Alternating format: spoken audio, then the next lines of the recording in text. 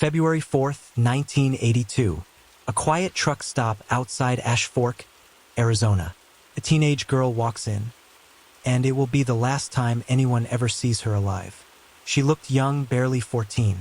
She wore a red and white striped sweater, designer jeans, clean hair. She seemed cared for, normal, but there was something strange. She was in pain, clutching her mouth. A waitress remembers her asking for help with a toothache.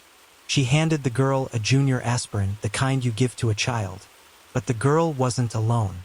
At her side sat a much older man, maybe in his 60s. He wore a brown vest and a cowboy hat with a peacock feather tucked inside.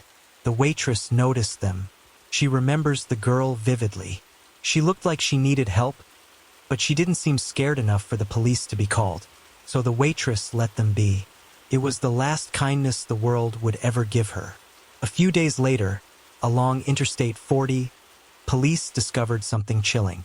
Under a tree, in the freezing cold, lay the body of a teenage girl, face down, lifeless. Her striped sweater and jeans were found nearby, abandoned.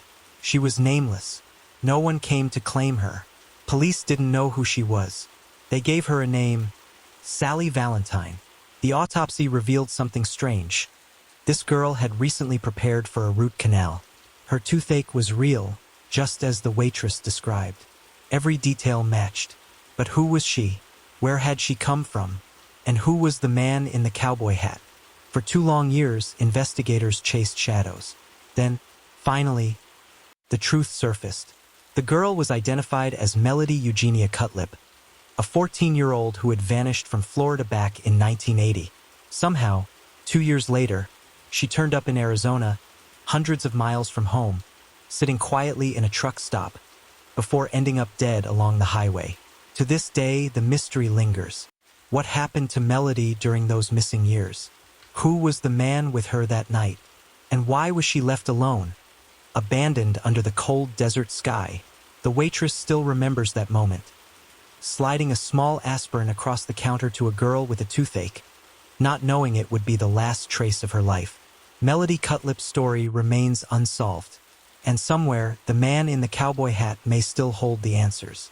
Because in true crime, sometimes the scariest part isn't what we know, it's what we'll never know.